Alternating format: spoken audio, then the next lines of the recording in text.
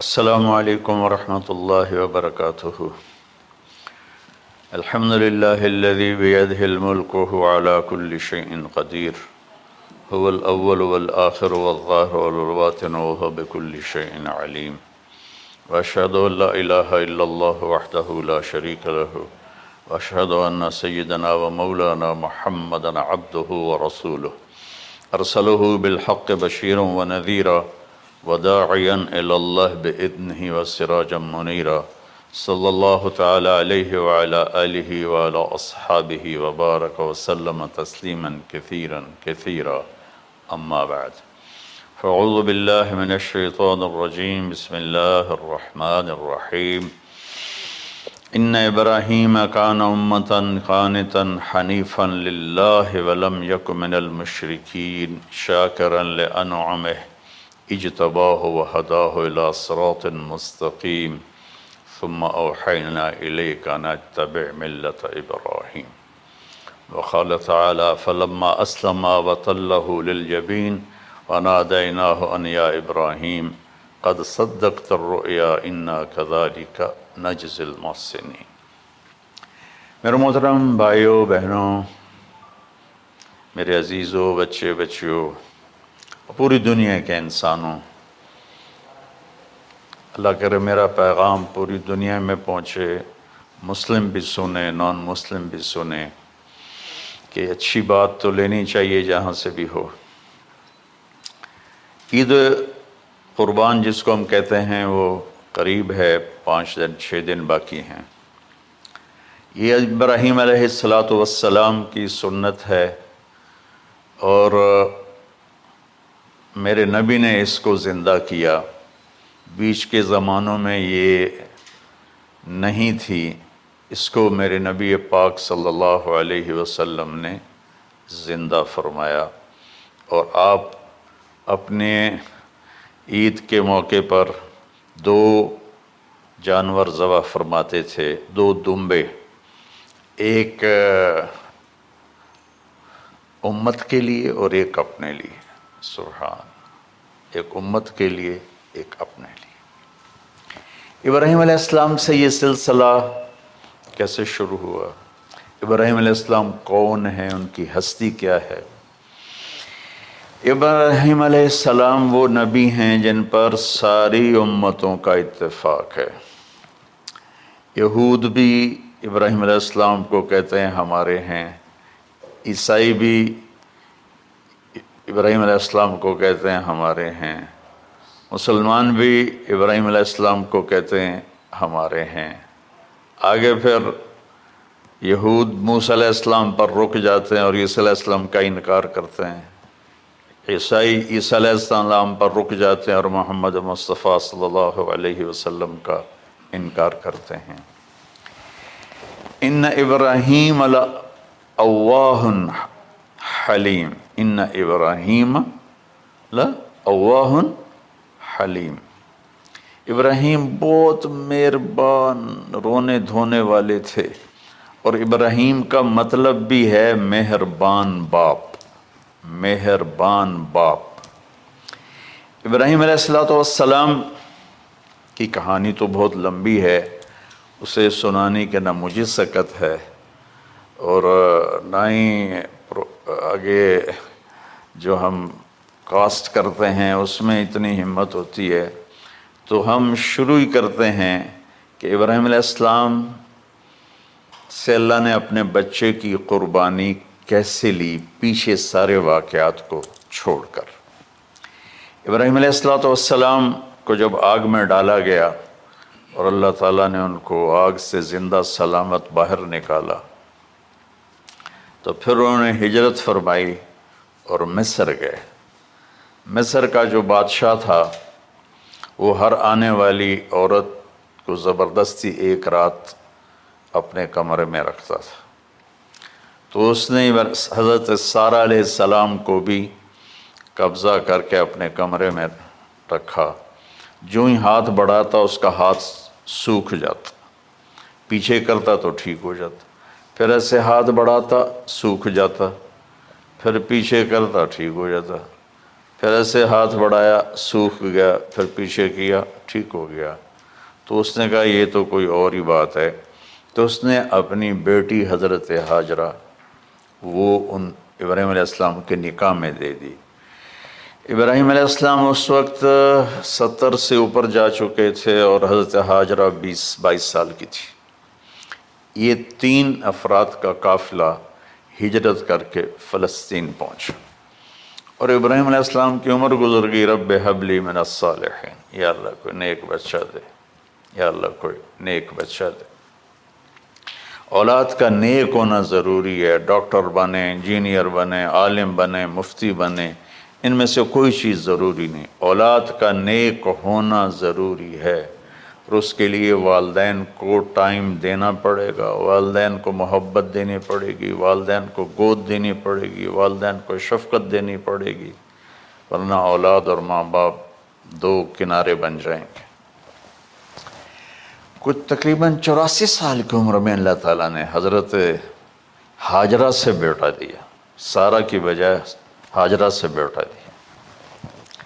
حضرت اللہ کی حکمت تھی، اللہ بھی یہی چاہ رہے تھے، تو حضرت سارہ کو بڑی تکلیف ہونے لگی، کہنے کہ اس بچے کو مجھ سے دور کرو، اس بچے کو مجھ سے دور کرو، میں دیکھ نہیں سکتی۔ تو جبریل آئے کہ اللہ تعالیٰ بھی فرما رہے ہیں کہ اسے یہاں سے دور کرو، کہ کہاں لے جاؤں؟ کہ یہ ہم بتائیں گے کہاں لے جانا ہے۔ تو جبریل انسانی شکل میں اونٹ پہ سوار ہو کر تشریف لائے، اور پیچھے حضرت ابراہیم علیہ السلام اپنی اونٹنی پر، بچہ بیگم، اور آگے جبریل رہبر کے طور پر۔ فلسطین سرسبز ہے، کہیں خشک ہے، لیکن پانی ہے، اچھی آبادی ہے۔ چلتے چلتے چلتے چلتے 1 مہینہ کا سفر کرنے کے بعد جب وہ علاقہ شروع ہوا جہاں کالے پہاڑ، کالے پتھر، کوئی پتا نہیں سبزے کا اور کوئی نشان نہیں پانی کا، وہاں سے چلتے چلتے چلتے 4 پہاڑوں کے اندر ایک وادی سی آئی۔ جب وہاں پہنچے تو جبریل کہنے لگے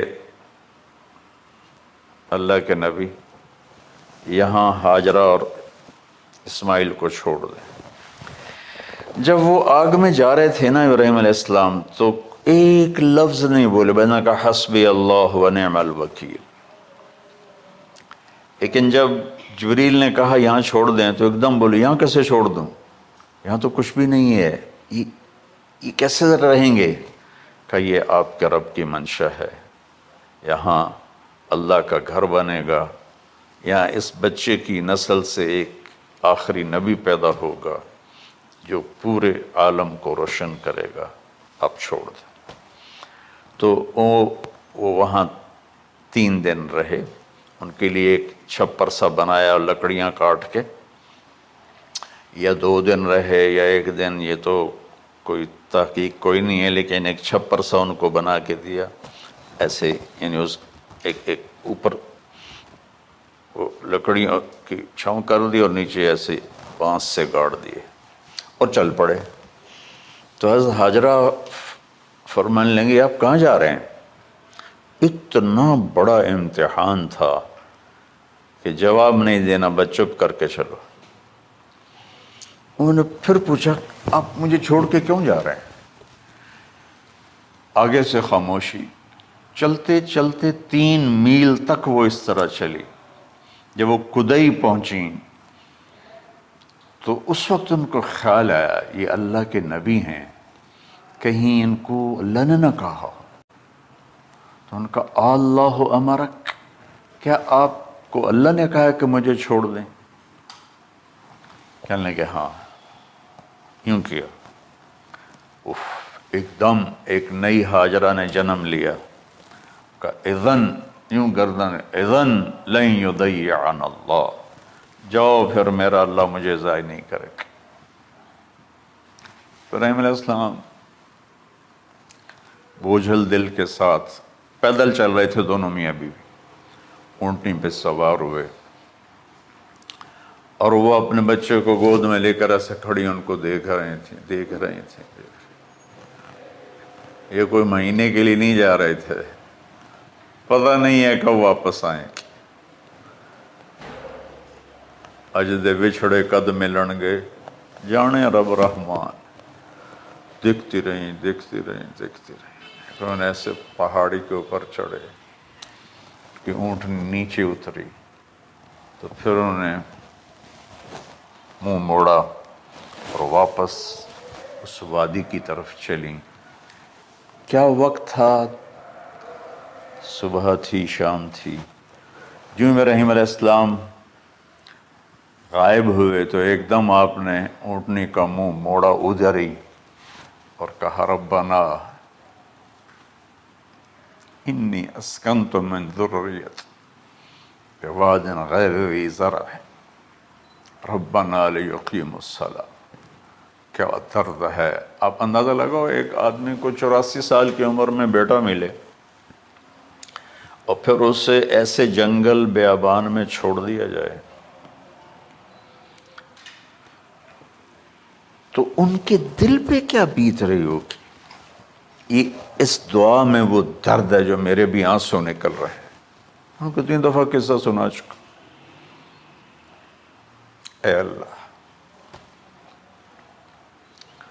تیرے ہی کہنے پر، تو جو میرا رب ہے، یا اللہ نہیں کہا، اللہم نہیں کہا، ربنا. یا اللہ تو تو مہربان ہے، اس میں بھی کوئی تیری مہربانی ہوگی، تیری محبت ہوگی، تیری شفقت ہوگی. انی اسکنت من ذریت، میں نے چھوڑ دیا اپنی اولاد کو. یا اللہ میں نے وہاں چھوڑا جہاں نہ پتہ ہے، نہ دانہ ہے، نہ پانی ہے. تو جان اور یہ جانے. اس درد بھری دعا نے عرش کو بھی ہلا دیا تھا، اور آپ نے منہ موڑا. اس باپ کو سوچو جو ہر قدم پہ اپنے معصوم بچے سے دور ہو رہا ہے، اور اس ماں کو سوچو جو ہر قدم پہ اپنے خامن سے دور ہو رہی ہے. ابراہیم کی منزل تو آگے گھر ہے، 2 بیویاں اور ہیں، ادھر تو پتھروں کے ساتھ دوستی ہے. جب ہاجر، میں ایک دفعہ میں ایسے سوچ میں بیٹھا، میں اتنا رویا.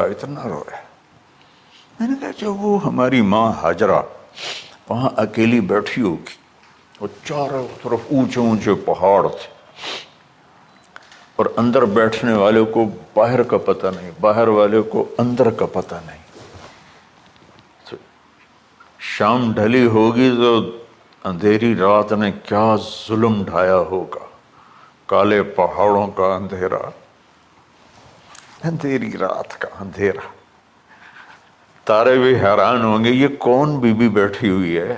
ستارے روزانہ ہی نکلتے تھے، لیکن آج وہ ایک نیا تماشا دیکھ رہے ہیں کہ ایک معصوم شہزادی ایک معصوم بچے کو گود میں لے کے بیٹھی ہے. کون اسے یہاں چھوڑ گیا. چاندنی رات ہی تو چاند بھی حیران ہو رہا ہوگا، یہ کیا ہو رہا ہے، یہ کیا ہو رہا ہے، یہ کیا ہو رہا ہے. اور وہ تنہا جان آسمان کو دیکھتی ہوگی، یا اللہ یہ میرے ساتھ کیا ہوگی.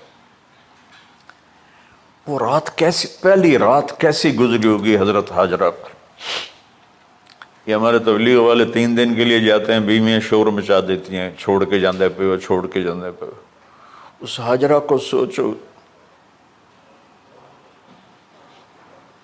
جس پر اندھیری رات تھی، اور اسے کچھ پتہ نہیں تھا میرے ساتھ کیا ہونے والا ہے. جب دن چڑھا تو سورج نے دیکھ کر اس کی آنکھیں پھٹ گئیں کہ یہ کیا ہے. وہ تو کسی پہ رحم نہیں کرتا. اس کی آگ نے پتھروں کو تپایا، میری ماں ہاجرہ کے چھپر کو تپایا اور تڑپا کے رکھ دیا. ایک چھوٹا سی مشکیزہ تھا پانی کا، اس سے گھونٹ گھونٹ پی کے ان کے منہ میں بھی ڈال رہی تھی. اس مشکیزے پر 3 دن گزرے، پانی ختم ہو گیا. ہم 92 کے حج میں پھنس گئے مزدلفہ سے پہلے تو ہماری بس میں پانی کوئی نہیں تھا. جو اس وقت ہمارا حال ہو، ہمیں پتہ تھا 2-4 گھنٹے کے بعد پانی ہے، لیکن جو اس وقت بچے بھی تھے، چیخ و پکار تھی. ہاجرہ کی چیخیں کون سن رہا تھا؟ اور ادھر اسماعیل کی دھاڑ دھاڑ شروع ہو گئی، پیاس کی وجہ سے، بھوک کی وجہ سے. بے بس ماں دیکھ رہی ہے، میں کیا کروں؟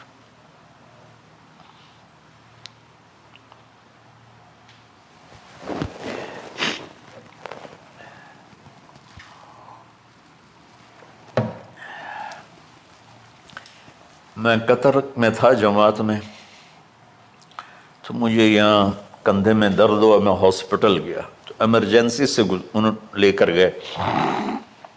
ایک بچہ تڑپ رہا تھا اس میں،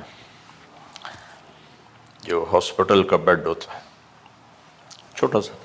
اس کی ماں ٹیک لگا کر نا اس کو یوں دیکھ رہی تھی.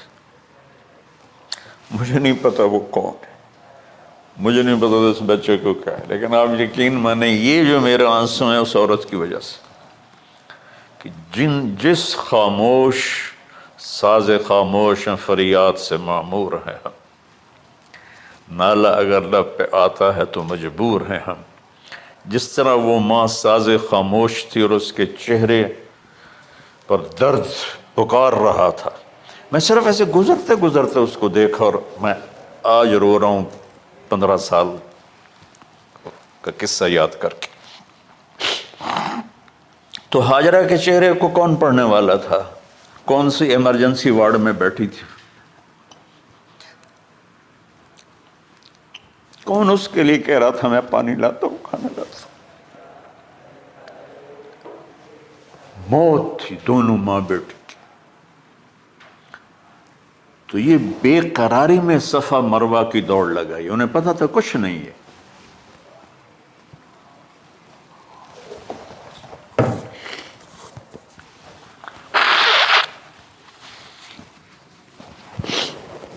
انہیں معلوم تھا کچھ نہیں ہے، لیکن وہ اس کو تڑپتے دیکھ نہیں پا رہے.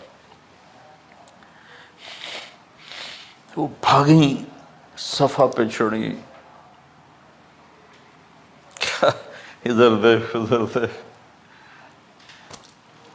ابھا دیکھاں لمحہ دیکھاں، ڈٹھی دل کو دیواں ٹیکاں، سجن مل سم کے مر پوساں. یہ ہماری سرائکی کا شاعری ہے. مشرق دیکھتے ہوں، مغرب دیکھتے ہوں، دائیں بائیں دیکھتے ہوں، کوئی ہے میری فریاد سننے والا. یہ حالت تھی اس وقت ام اسماعیل کی. نیچے اتری جہاں وہ ٹیوب لائٹس آتی ہیں، وہاں وہ نیچے ہو گئے اور بچہ غائب ہو گیا. تو دوڑ لگاتے. مصر کی شہزادی اور مکے کے نوکدار پتھروں کے اوپر دوڑ رہی تھی. جب بچہ نظر آیا پھر آہستہ ہو گئی، پھر مروہ پہ چڑھی، پھر صفا پہ چڑھی، پھر مروہ پہ چڑھی، پھر صفا. مجھے لگتا ہے صفا مروہ بھی رو رہے ہوں گے اس وقت، اور مکے کے پہاڑ بھی رو رہے ہوں گے. سورج بھی اس وقت رو رہا ہوگا. آخر وہ مروہ پہ تھک کے گر گئیں. یہ نہیں کہ انہیں 7 چکر لگانے تھے، 7ویں چکر کے بعد ان کی ہمت جواب دے گئی. وہ گر گئیں اور ان کا جینا چاہا کہ میں بچے کو اپنے سامنے مرتا دیکھوں، اس لیے وہیں گر گئیں کہ میں اتنے مر جاؤں وہ اتنے مر جاؤں. پھر ایسے حسرت بھری نظروں سے یوں دیکھا مر گیا کہ نہیں، تو وہاں ایک آدمی کھڑا تھا. پھر مردہ جسم میں پھر جان آ گئی. پھر انہوں نے اپنے آپ کو اٹھایا اور دوڑ لگائی. پہنچی تو آدمی غائب تھا اور پیڑیوں سے پانی نکل رہا تھا. اتنے چکر کیوں لگوائے؟ پہلے ہی نکال دیتا۔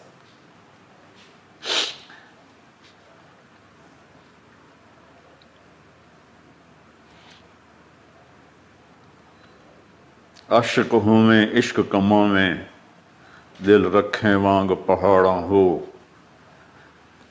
سہ صدیاں ہزار علامے، کر جانے باغ بہاراں ہو، منصور جے چک سولی دتے، جڑے واقف کل اسراراں ہو، سجدیاں سر چائیں نہ باہو، توڑے کافر کہیں ہزاراں ہو، عاشق سوئی حقیقی جڑا، قتل معشوق دے مننے، سر نو جوڑے تے مکھ نہ موڑے، بھامیں 100 تلواراں کھنے، سچا عشق حسین علی دا باہو، سر دتے تے راز نہ بن۔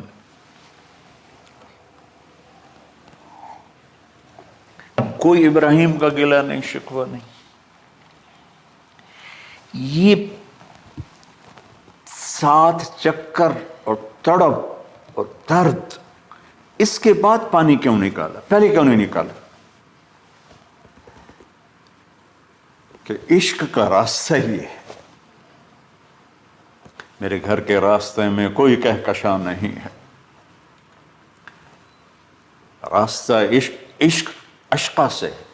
اشقا کہتے ہیں آکاس بیل جو درخت کو چمڑ جاتی پیلی، تو وہ درخت اس کا ایسا عاشق ہوتا ہے، سب کچھ اس کو کھلا کے خود خوش ہو کے جل کے بالن بن جاتا ہے۔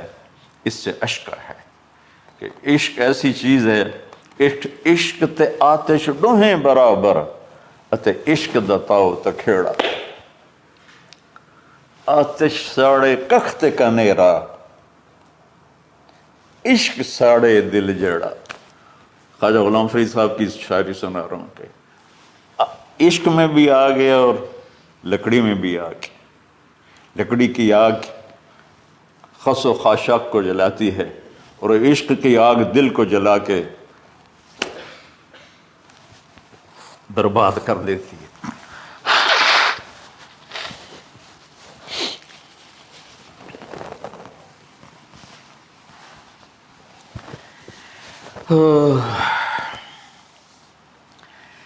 یہ دنیا میرے بھائی بہنوں امتحان کی جگہ ہے۔ ہم اسے جنت بنانا چاہتے ہیں، ہم یہاں اپنی مرضیاں پوری کرنا چاہتے ہیں۔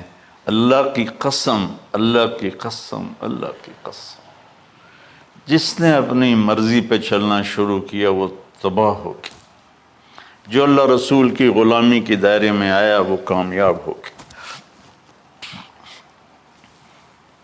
دیکھا تو پانی ابل رہا ہے، ابل رہا ہے، ابل رہا ہے، فوارے مار رہا ہے۔ تو اس وقت عبرانی لینگویج تھی تو ان کا زمزم زمزم، ٹھہر جا ٹھہر جا ٹھہر جا۔ وہ نیچے زور، اللہ کو بھی یہی منظور تھا، وہ نیچے زور۔ میرے نبی نے فرمایا اگر میری ماں زمزم نہ کہتی تو پورے عرب کو یہ پانی سیراب کر دیتا۔ اور آپ حیران ہوں گے، آج کل تو بہت زیادہ ایڈوانس ہے سائنس، تو سعودی گورنمنٹ نے کہ یہ اس کا سورس کیا ہے، یہ پانی کہاں سے آ رہا ہے، طائف تک ساری زمین کو کھنگالا، کوئی اس کا پیچھے سے لنک نہیں ہے۔ کہیں چشمہ ہوتا ہے نا تو پیچھے لنک ہوتا ہے، کہیں سے پانی نکل ہوتا ہے پیچھے سے لنک ہوتا ہے۔ زمزم کا کوئی لنک نہیں۔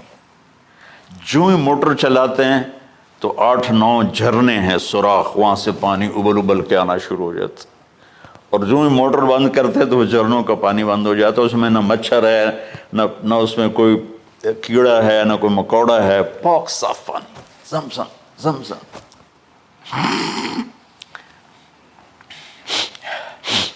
جتنا اونچا بنانا ہو بلڈنگ اتنی گہری بنیاد۔ اس ماں بیٹے سے محمد مصطفیٰ نے آنا ہے تو پھر بنیاد تو گہری ہوگی نا، ایسے تو نہیں ہے نا۔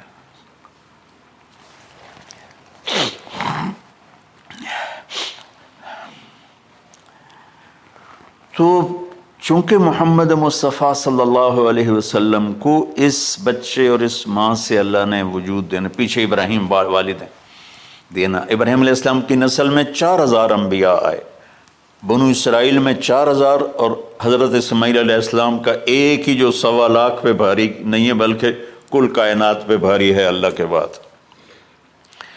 تو اس لیے پسائی ہوئی یہ جو بناتے ہیں اپنی باڈیز، وہ اپنی کتنی پسائی کرتے ہیں، وزن اٹھاؤ دوڑو، وہ کیا کیا اپنے آپ کو مشقت میں ڈالتے ہیں، تب جا کے وزن وہ نکھر کے آتے ہیں. یہاں کوئی آبادی نہیں تھی. یمن سے لوگ جاتے تھے شام تجارت کے لیے، تو قبیلہ جرہم کا گزر تھا، پانی نہیں تھا، تو وہ پانی کی تلاش میں تھے. انہوں نے پرندے دیکھے، وہ کہنے کہ پرندے تو پانی پر آتے ہیں. انہوں نے 2 آدمی بھیجے، آگے دیکھا ایک خاتون ایک بچہ اور کنواں تو نہیں تھا، پانی چشمہ. تو وہ سارے آئے اور کہا کہ بہن ہم یہاں ٹھہر جائیں. کہا ٹھہرو لیکن پانی میرا. انہوں نے کہا ٹھیک ہے پانی آپ کا ہے. تو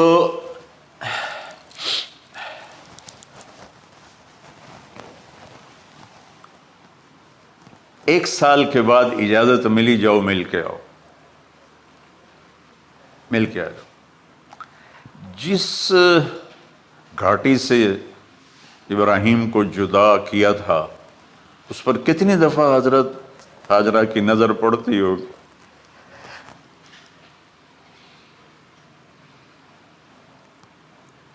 اگر آپ اس کو فیل کریں تو یہ قصہ بیان ہی نہیں ہو سکتا، بس رونا ہی پڑے گا.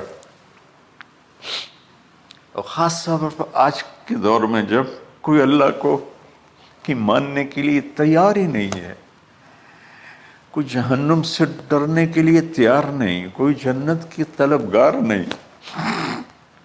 1 سال کے بعد اونٹنی کا سر نظر آیا تو دل اچھل کے آسمان کو جا لگا کہ میری آنکھوں کی ٹھنڈک آ گئی، میرے سر کا سایہ آ گیا، میرے بیٹے کی چھاؤں آیا. وہ اونٹنی بٹھائی، کہا تشریف لائیے. کہنے لگے اترنے کا حکم نہیں ہے، صرف ملاقات. نہ آتے صبر آیا ہوا تھا، صبر توڑ کے پھر جا رہے ہیں. تو اف نہیں کی آہ نہ کر لبوں کو سی، زخم پہ زخم کھا کے جی، اپنے جگر کا لہو پی، آہ نہ کر لبوں کو سی، عشق ہے دل لگی نہیں، سینے پہ تیر کھائے جا، آگے قدم بڑھائے جا، یعنی زبان حال سے کہہ دے اس کے ہاں ستائے جا. کوئی شکوہ گلا نہیں ہے، یہ کیا ملنا ہے. نہ آتے وہیں بیٹھے رہتے. کہنے لگے اچھا بچہ گود میں دے دوں. سینے سے لگا پیار کی، بہتے آنسو بچے کے رخسار پہ گرے. بچوں کو پتہ نہیں کون ہے. کہنے لگی اجازت ہے آپ کا سر دھو دوں، منہ دھو دوں، پاؤں دھو دوں، ہاتھ دھو دوں، یہ پانی پاک ملا ہے. ٹھیک ہے واپس.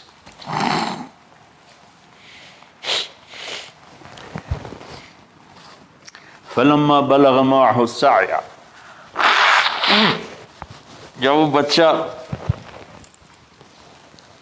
بھاگنے دوڑنے لگا، دل میں اتر گیا، نظروں کو بھا گیا، تو خواب آنے شروع ہوئے. قیمتی چیز قربان کرو، پتہ نہیں کتنی بکریاں قربان کر دیں. پھر خواب آیا قیمتی چیز قربان کرو، پھر گائے قربان کر دیں، عدد مجھے یاد نہیں ہے. پھر خواب آیا قیمتی چیز قربان کرو، اونٹ قربان کر دیے. پھر خواب آیا قیمتی چیز قربان کرو، تو پھر خیال آیا کہ یہ اسماعیل کی طرف اشارہ ہے. 1500 کلومیٹر ہے، 1 مہینے کا اونٹ کا سفر ہے. چھری لے کر ایک باپ بچے کو ذبح کرنے جا رہا ہے. اس مہینے کے ہر منٹ نہیں، ہر سیکنڈ میں اس کے دل پہ کیا گزر رہی ہوگی، کس لیے جا رہا. ساری دنیا پھرتے ہیں، جب گھر واپس آنے کا ہوتا ہے تو خوش ہو رہے ہوتے ہیں کہ پاکستان جا رہے ہیں، پاکستان جا رہے ہیں۔ کتنی دفعہ اللہ نے دنیا پھرائی یہ، اور اس باپ کی عمر اب 92 سال ہو چکی، 92 سال مولانا صاحب، اور اس کی اونٹنی کے قدم کے ساتھ نہیں، ہر سیکنڈ کے ہر کروڑویں حصے میں ابراہیم کا دل پھٹتا ہوگا کہ اس معصوم بچے کو ذبح کیسے کروں۔ اللہ کی مان کے دکھا دی۔ اللہ نے تو ہمیں دین ہی آسان دیا ہے، ہم سے تو نہیں بچوں کی قربانی مانگی۔ ابو بکر صدیق رضی اللہ تعالیٰ نے فرمایا تھا، یا رسول اللہ، ایک آیت ہے جس میں کا مفہوم یہی ہے، اگر اللہ ہمیں کہتا نا بچے قربان کرو، ہم بھی چھریاں چلا دیتے۔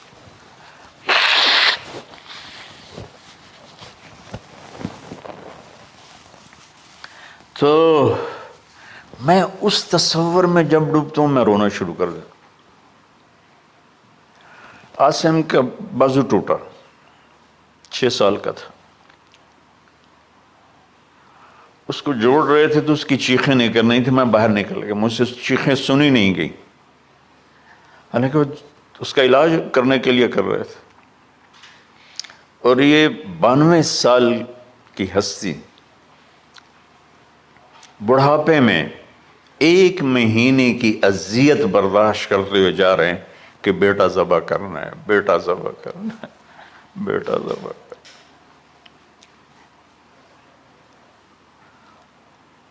تو وہاں پہنچے تو اب اسماعیل نے جانا ہے کہ یہ ہیں میرے ابا، وہ کیسے لپٹے ہوں گے، کیسے چوما ہوگا، کیسے پیار کیا ہوگا،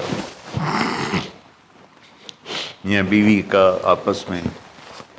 مجھے نہیں پتا کہ کتنے عرصے بعد انہوں نے ایک قدم اٹھایا، لیکن کہا کہ بچوں کو تیار کرو، میں اس کو سیر کرانے لے جا رہا ہوں۔ بڑی خوش ہوئی، ماں بھی بچہ بھی اچھل رہا ہے، اور لے کے پہنچے جمرہ کبریٰ پر، وہ جو شیطان کو 3 جگہ مارتے ہیں، تو آخری جگہ وہاں اس وقت ایک تنگ سی جگہ تھی پہاڑوں میں گھری ہوئی، وہاں پہنچے تو کہتے ہیں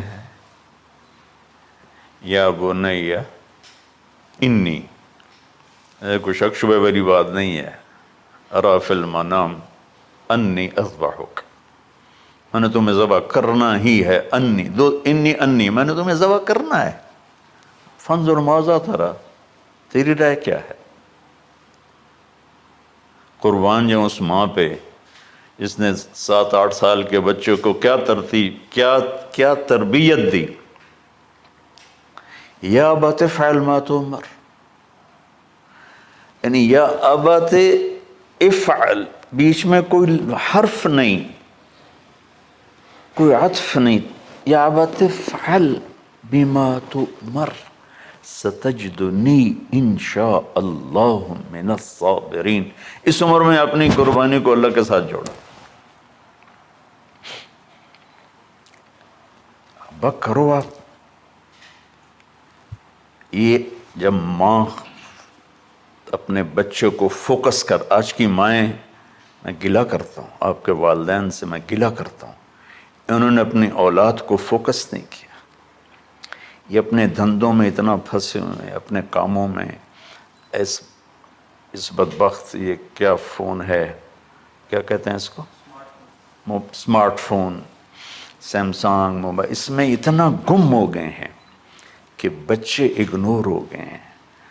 3 سال کا بچہ اسکول جا رہا ہے، اسے ماں کی گود چاہیے، اسے اسکول بھیج رہے ہیں، وہ وہاں، میرے بچے کو ڈسلیکسیا تھا، اس کو عاصم کو، اس کو پڑھنا نہیں آتا تھا، ایک بیماری ہے، تو اس کی ٹیچریں مار مار مار اس کا حشر کر دیتی، میرا بچہ برباد کر دیا انہوں نے۔ وہ 6 سال کی عمر میں ڈپریشن کا شکار ہو۔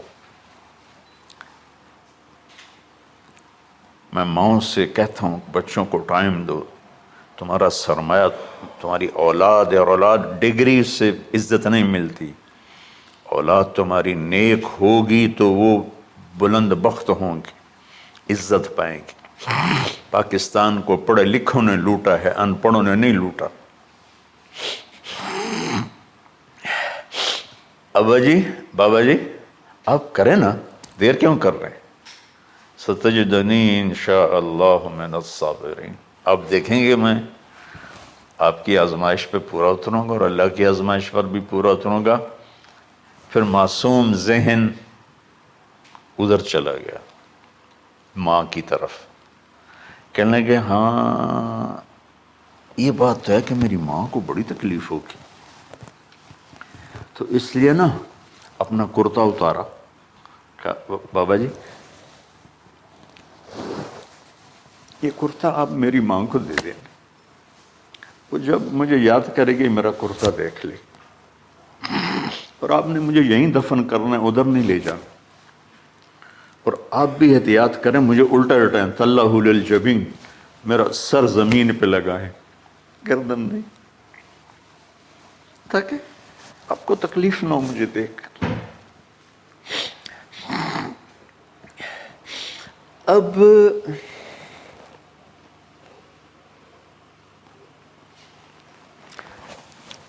میں تو مرغی ذبح ہو رہی ہوں نا تو اس کو تڑپتے نہیں دیکھ سکتا۔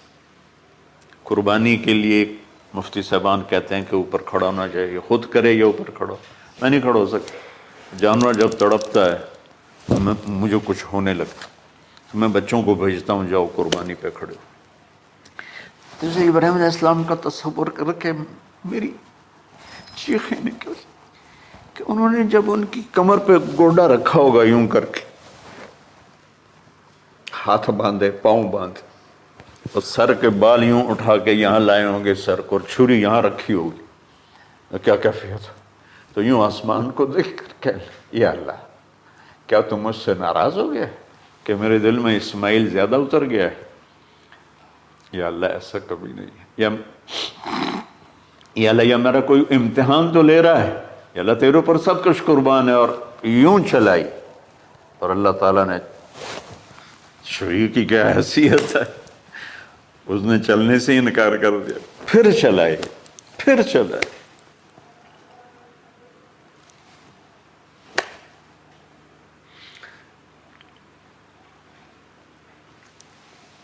بعضی کتابوں میں ہے تو صحیح، لیکن روایت کی کتنی حیثیت ہے وہ تو مجھے نہیں پتا، لیکن چونکہ یہ ایک تاریخی چیز ہے کہی جا سکتی ہے۔ کہتے ہیں پھر گئے اور چھری کو تیز کیا پتھر پر، تیز کر کے جب آئے نا اور بال پکڑے، آسمان کے فرشتے 2 دفعہ روئے ہیں انسانی تاریخ میں، آسمان کے فرشتے 2 دفعہ روئے ہیں انسانی تاریخ میں۔ ایک جب ابراہیم علیہ السلام نے ان کی کمر پہ اپنا گھٹنا رکھا کہ سر کے بال پکڑ اور چھری پکڑ کے یہ کہا یا اللہ تو مجھ سے ناراض ہو گیا، تو آسمان کے فرشتوں کی چیخیں نکل گئی۔ اور ایک جب اللہ کے نبی کو طائف میں پتھر پڑے کہ اللہ من یشکو الیک ضعف قوتی، تو آسمان کے فرشتوں کی چیخیں نکل گئی۔ جب ہمارے نبی کو طائف والوں نے مارا اس پر، یہ 2 دفعہ آسمان کے سب فرشتے روئے۔ تو پھر اللہ نے کہا بس، نادیناہ ان یا ابراہیم قد صدقت الرؤیا انا کذلک نجزی المحسنین، ابراہیم تو پاس ہو گیا ہے۔ چھری چل گئی، اور آنکھوں پر تو پٹی تھی، چھری چل گئی، پٹی کھولی تو سامنے کبش تھا، دمبا اور اسماعیل اور جبریل کھڑے ہوئے تھے۔ اس جانور کی قربانی ایک علامت ہے، اس قربانی سے ایک پیغام ہے کہ اپنے غلط جذبات کو اللہ پر قربان کر دو۔ ہم سے اللہ نہیں کہہ رہا بچے قربان کرو، ہم سے کہہ رہا غلط جذبات قربان کرو۔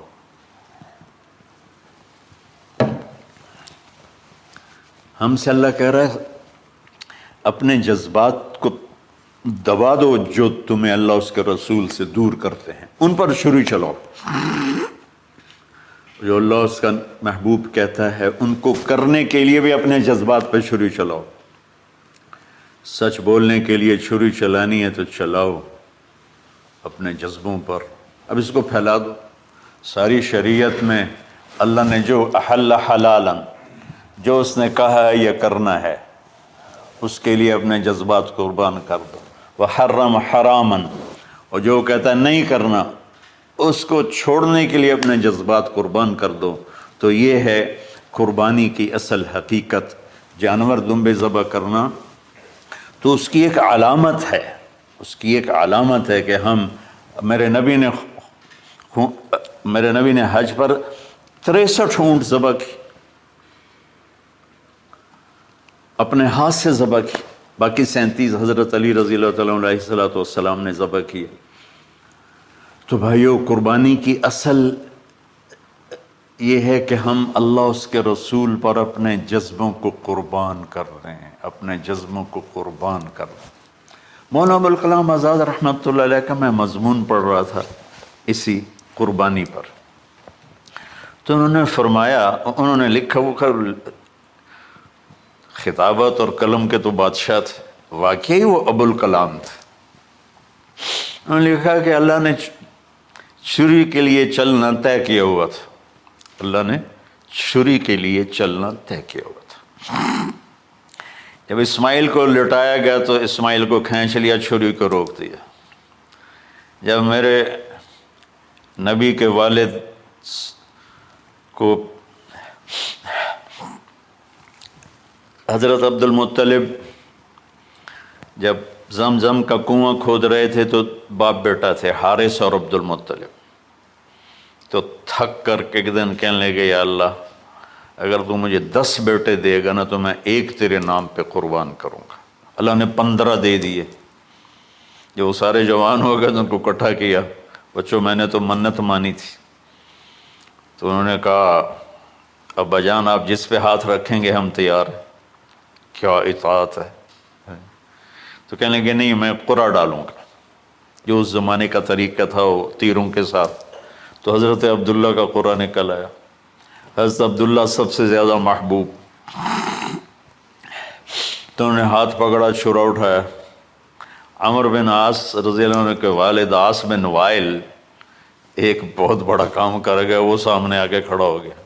کہنے لگا یہ کام نہیں ہوگا. انہوں نے کہا یہ سردار کا بول ہے، کہا آگے بھی سردار کھڑا ہوا ہے، میں یہ ظلم نہیں ہونے دوں گا. سارے مکے والے اس کے ساتھ ہو گئے، عبد المطلب اکیلے رہ گئے. انہوں نے کہا وہ جو ہے نا قطبہ کاہنہ نجران میں، وہ جو فیصلہ کرے گی یا غصفان میں وہ مانوں گا. کہا چلو. تو غصفان یا نجران گئے قریش مکہ کے سردار. تو اس کاہنہ عورت، جیسے آج اس زمانے کی جج ہوتی تھی، مرد بھی عورت میں، اس نے کہا کہ تم لوگ قتل کا معاوضہ کیا لیتے ہو؟ کہ 10 اونٹ. کہ اچھا ایسا کرو، ایک تیر پہ لکھو عبداللہ اور ایک پہ لکھو 10 اونٹ اور قرعہ ڈالو. اگر اونٹوں کا قرعہ نکل آئے تو جتنے اونٹ لکھے ہیں وہ ذبح کر کے عبداللہ کو چھوڑ دو، اور اگر عبداللہ کا نام نکلے تو ہر دفعہ 10 اونٹ بڑھا دو. تو وہ سارے بڑے خوش ہو گئے. تو عبد المطلب نے احتیاطاً 100 اونٹ پہلے کھڑے کر لیے صفا کے ساتھ، اور حرم شریف میں اکٹھے ہو گئے. اور وہ جو تیروں سے کرتے تھے تو الانصاب غالباً اس کو کہتے ہیں، ایسا ہی ہے نا. ہاں. تو وہ 10 اونٹ عبداللہ، اس نے جو کوڑا اندازی میں والے جو پھینکا تو نکلا عبداللہ. تو وہ 10 اونٹ اس نے پہلے الگ کھڑے کیے تھے تو 20 کر دیے. پھر قرعہ ڈالا تو عبداللہ، پھر 10 اور کر کے 30 کر دیے. پھر قرعہ ڈالا تو عبداللہ، پھر 10 اور کی تو 40 ہو گئے. پھر قرعہ ڈالا تو عبداللہ تو 50 ہو گئے. پھر قرعہ ڈالا تو عبداللہ تو 60 ہو گئے. مکے والوں کی آنکھیں پھٹنے لگی، پسینے آنے لگے. پھر قرعہ ڈالا عبداللہ تو 70 ہو گئے، 80 ہو گئے. 90 جب ہوئے تو سب کی آنکھیں باہر نکل آئیں کہ اب پیچھے تو اونٹ ہی ختم ہو گئے. تو پھر قرعہ ڈالا 100 پر تو نکلا 100 اونٹ. تو سب نے نعرے لگائے. تو عبد المطلب کہنے لگے نہیں میں ایک دفعہ اور کروں گا. کیا تو پھر 100 اونٹ. پھر سب نے نعرے لگائے کہ نہیں میں ایک دفعہ اور کروں گا. پھر کیا تو 100 اونٹ. تو پھر عبد المطلب نے حضرت عبداللہ کو آزاد کیا، 100 اونٹ خود ذبح کیے. تو ابوالکلام آزاد رحمۃ اللہ علیہ فرماتے ہیں دوسری دفعہ وہ چھری چلنے لگی حضرت عبداللہ پر۔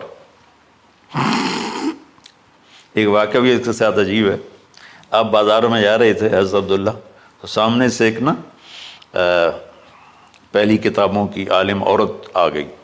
اس نے اسے دیکھا تو کہا عبداللہ تیری جان بچانے پہ 100 اونٹ ڈگے تھے نا؟ کہاں؟ کہ ایک رات میرے ساتھ گزار لے 100 اونٹ میں دوں گی۔ تو اس نے نور نبوت دیکھا یہاں، تو آپ نے کہا نہیں میں عزت دار ہوں، میں یہ کام تو نہیں کر سکتا۔ تو پھر فرمایا کہ اللہ نے اسماعیل کو نکالا، عبداللہ کو نکالا، لیکن چھری نے چلنا تھا۔ جب حسین کی باری آئی تو اللہ نے چھری کو کہا چلو، اور وہ کاٹتے چلی گئی گاجر مولی کی۔ میرے نبی کی ساری نسل ذبح کی۔ کتنا کہا اذکرکم فی اہل بیت، اذکرکم فی اہل بیت، اذکرکم فی اہل بیت۔ صرف 60 سال بعد امت نے 89 سمیت 72 انسان ذبح کر دی، ان کے جنازے بھی نہ پڑھنے تھے۔